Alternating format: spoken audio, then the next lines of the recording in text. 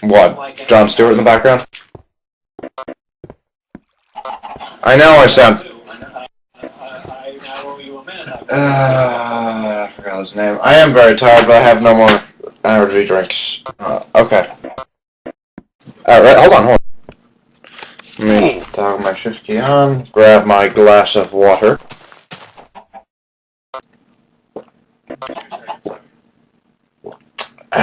No problem. So what the fuck are you doing with your tower now? Hold on. No problem, hold on one second.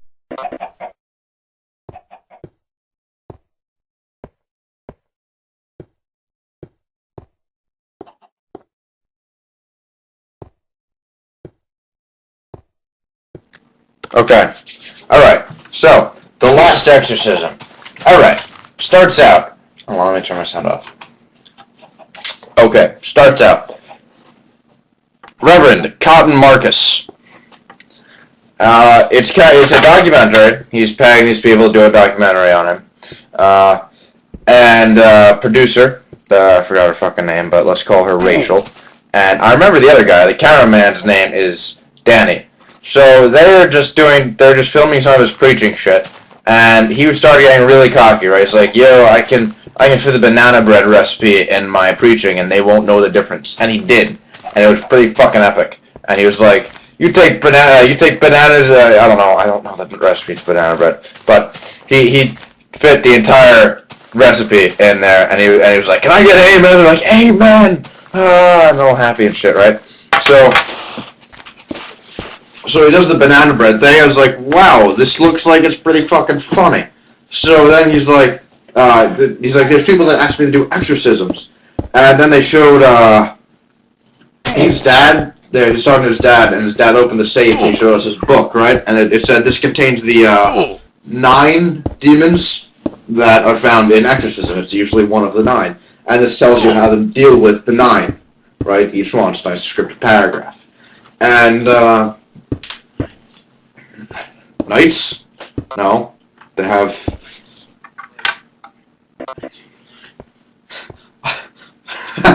I get it. So he has the book, and then he's like, okay, I'm gonna take you guys, because when he had a kid, he's like, what the fuck am I doing to these people? He's like, because he's talking about exorcism and everything. And he wanted to prove it's bullshit because he felt bad. He felt like he was doing the world bad.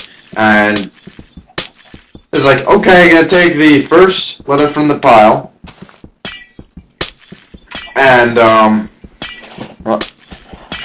took the first letter from the pile. And I was like, hey, I need you to come down to Louisiana and help my son.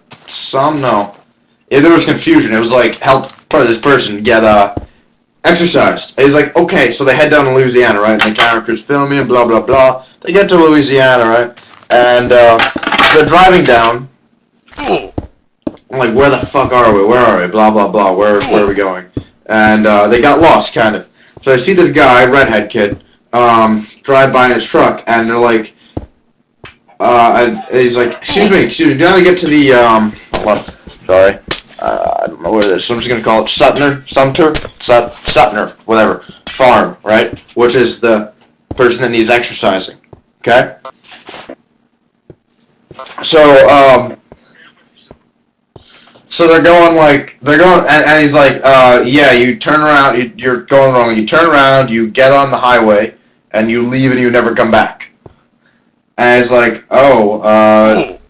okay, thanks, and then they shut the window, and he goes back to his truck, and then they start leaving, and the kid takes rocks and throws them at the fucking truck while they're leaving. They're going towards the farm, right? So they get there, and the father's sitting on the porch, so he's, so they go up to the father, they talk, they see the camera's like, turn the camera off. They say, okay, the camera's off, but the camera's actually still on. The classic, technique, right? So, talking to the father, and then he convinced him about the camera, right? So he's allowing the camera to be used and shit. So the redhead kid, drives home, and he's like, "Oh, that's the kid that was throwing rocks in my car, and he's kind of an asshole." He didn't say kind of an asshole, but he was, and then the father's like, "That's my son," and then and then he's like, "You were doing it?" He's like, "Yeah, they had a camera." He's like, "Oh, okay." So the father kind of understood, right? So they get in and they're like, "Okay, who needs to be exercised?" Like, my daughter. And he's like, "What? I don't do kids." He thought they flashed back to him, like, and he was like, "I thought they entered the fucking the thing said not Lewis or something, but it was actually his daughter, who we're gonna call Emily, because I don't remember her name." So I know. Hold on. Alright, you can still hear me? Okay, good. My screensaver popped up, so I was like, what the fuck?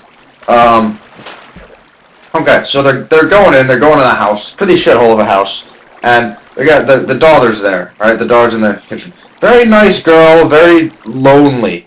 I didn't see it, Brennan. Very fucking lonely place. Like, the girl was lonely, clearly.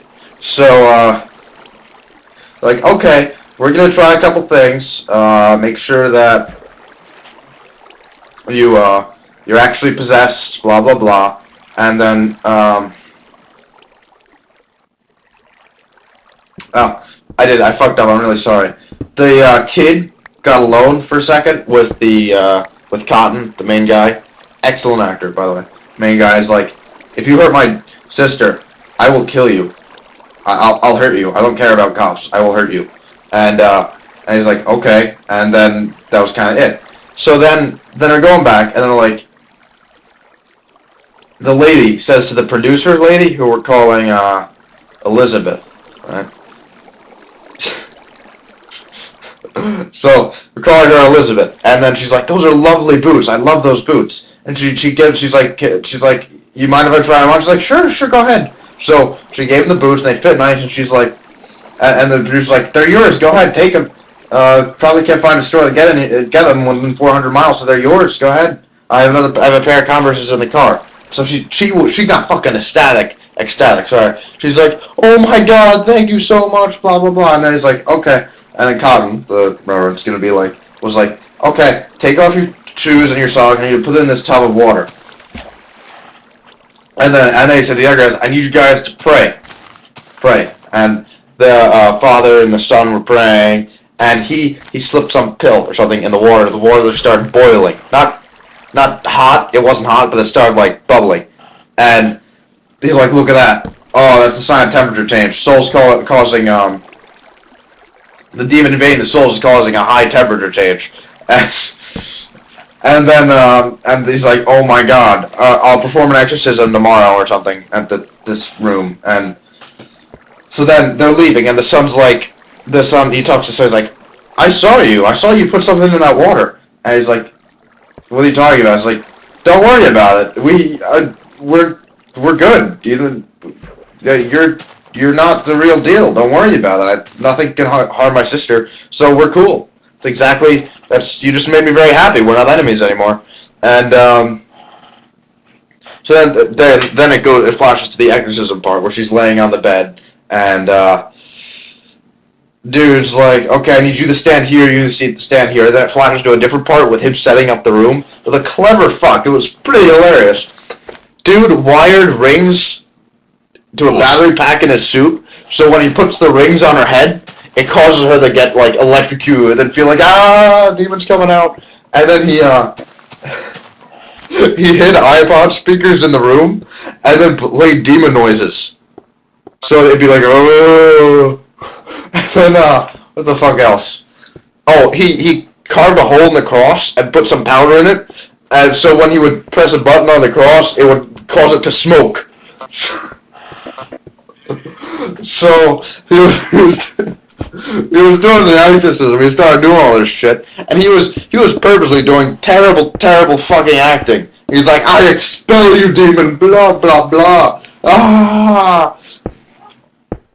And then the girl's like, "Oh my god, I feel better now. Thank you so much." And there's like, then the father, because what he thought was the father was abusive. That's not true. She had a really fucked up childhood.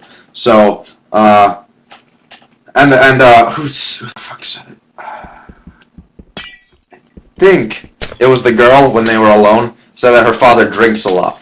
So,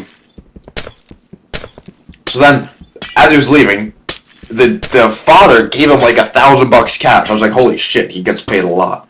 So, yeah, I know. So then he gets alone with the father. He's like, the best advice from me is just you have to face your own demons, blah blah blah. And the demons, he incorporated the demons are in the bottle. You have to say no. It was pretty bad. It was pretty bad. But the father was like, oh, okay, I understand.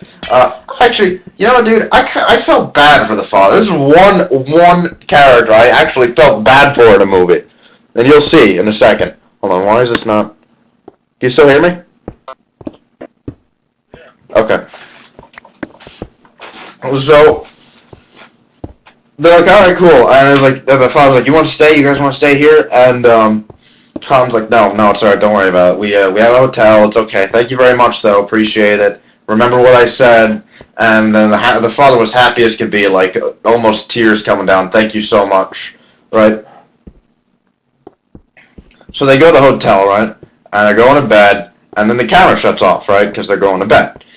The camera turns on. It's Rachel, the producer girl. Yeah, Rachel. Okay. We're calling her Rachel. I know I said Elizabeth, but Rachel. Fuck it. And she's like, come on.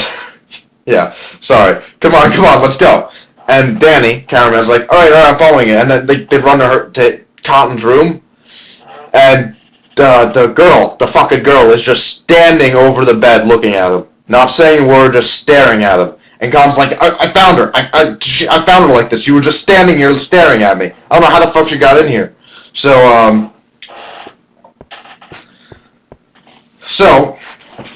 then they're like, are you okay? Blah, blah. She just starts vomiting. You know the gift that Afrochild showed us all? No one went to it. Okay. Well, you know the gift that Afrochild showed us a while ago? A couple hours ago? Oh. Yeah, I know. Guess annoying. Anyway.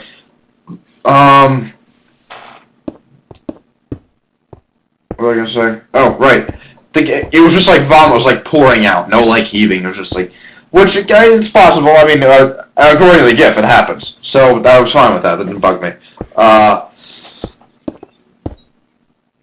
So I was like, holy shit. And they're like, okay, we gotta get her to the hospital. So they take her to the hospital, right? And then the father gets her later. But they're like, there's nothing wrong with her. We're just gonna give her some medicine to calm her down, blah, blah, blah. Take her when you get home. So they take her home, and they go with the father because they think something's fucked up with the father if she's having